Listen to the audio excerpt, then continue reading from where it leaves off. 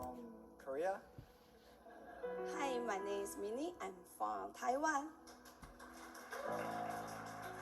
Because some people think I'm Taiwanese and she's Korean, so just to make sure.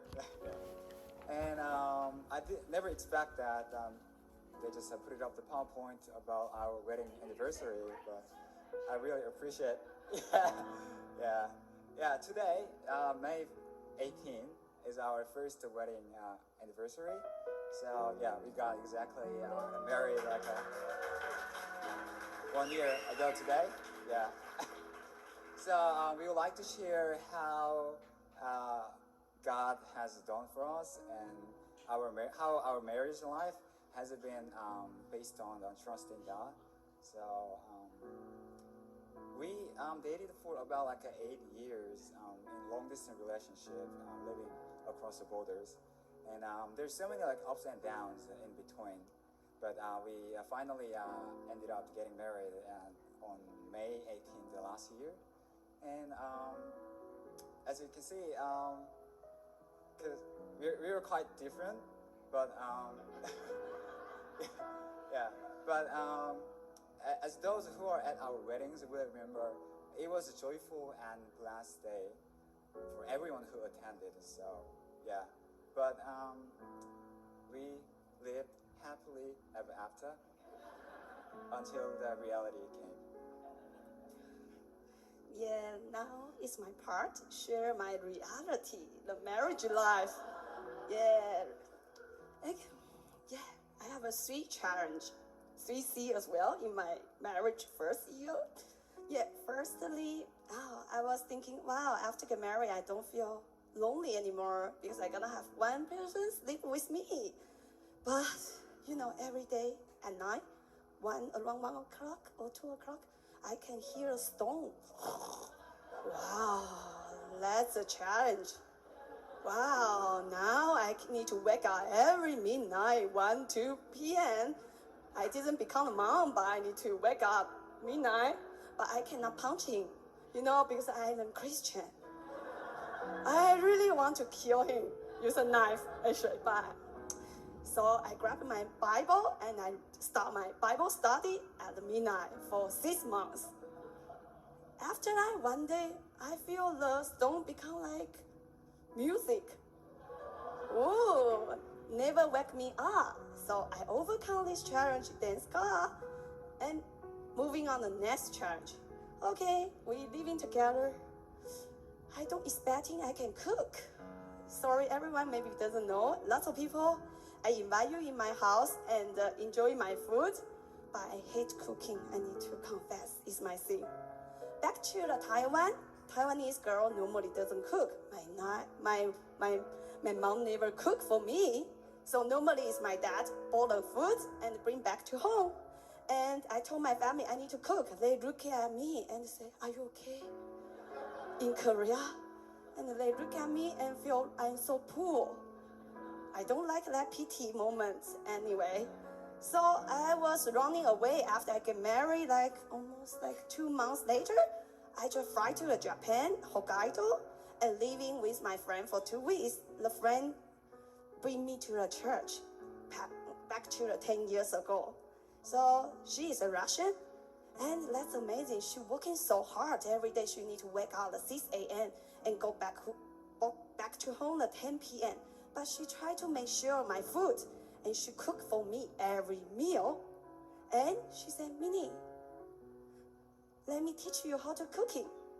Oh, really? Are you sure? Then during these 2 weeks, she just shared a Bible and cooked for me. I found something changing my life inside. I don't feel anger when I cook. And I come back to Korea. I say, Kayla, I want to cook. I want to cook for everyone. I want to invite everyone to my house. So it keep like this, and I keep cooking. Maybe lots of people already enjoy my food. It tastes good? Yes, you like my food? Yeah, but now I love cooking, but before I hate cooking. So without Jesus, never change. I'm really sure. And last things, I think lots of the Korean woman, Korean lady may agree with me. It's very hard with Korean mother-in-law. I understand Korean too much. I can speak well. I understand well. But Korean mother-in-law is very special and different. Without my imagination, they treat my husband like a baby. Every day, 2 p.m., the phone call ringing. 아들, what did you eat? 아들, 뭐 밥 먹었어? Every day.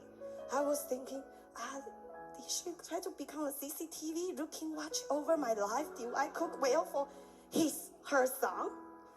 She worry about her son doesn't eat well, but the reality, she just cares, worry about we didn't eat properly. Yeah, and the amazing thing, it actually is struggling. I just fighting by myself, inside myself. Oh, why my mother-in-law too much love my husband? Actually, she loved me as well, but the way she loved me, I didn't understand.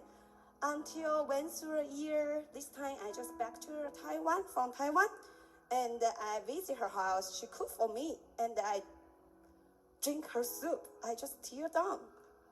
I feel, oh, that's my mommy's food. Very first time I feel, oh, her food connect with me.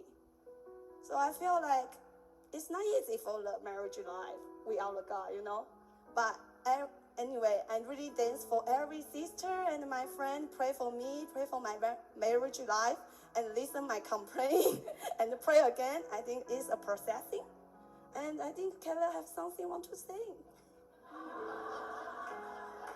Yeah, this is my time. But the problem is that whenever I just come up on the stage, I keep forgetting what I want to say. So please let me sneak a little look. As you can see, Minnie and I are quite different people, so we think differently, and that difference brings often misunderstanding and miscommunication. Yeah, and it is not easy to feel loved by misunderstanding. So I started thinking, how can I make my love genuine and lasting? And my goal is to love my wife genuinely and sincerely from the bottom of my heart, even when I turn 80. So I thought to myself, if this kind of situations keeps happening, I'm afraid that I might not be able to love my wife as much as I do now. So in the middle of praying to God, God reminded me of one story. There was one married couple. After many years, their relationship and trust were broken, and the husband wanted to divorce his wife and told her. She said she'd accept it, but there was one condition. If the husband said to his wife, "I love you," and hugged her for the next 30 days, regardless of the situation, she would agree to divorce. The husband accepted and said, "I love you," and hugged her without love. The next day, he didn't like it, but he still did it.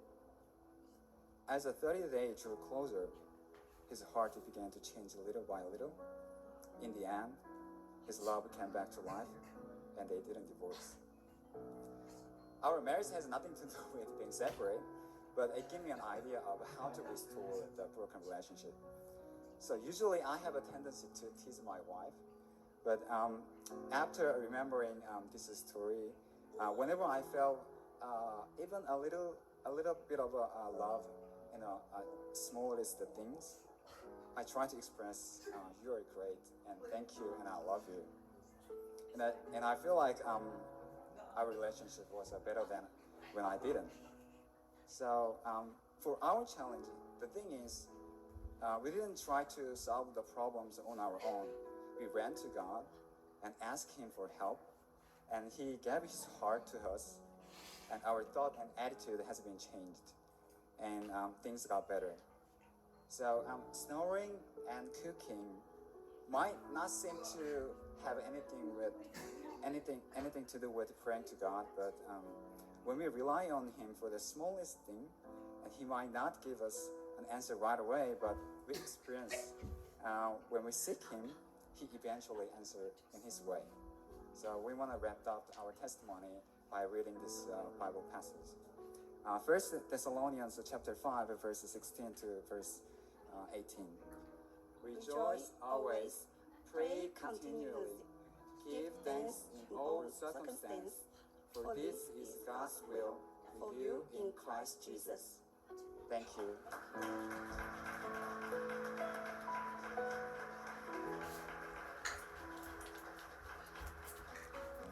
You may stand up and let's say hello to the EM welcoming time. At least meet the 5 people, especially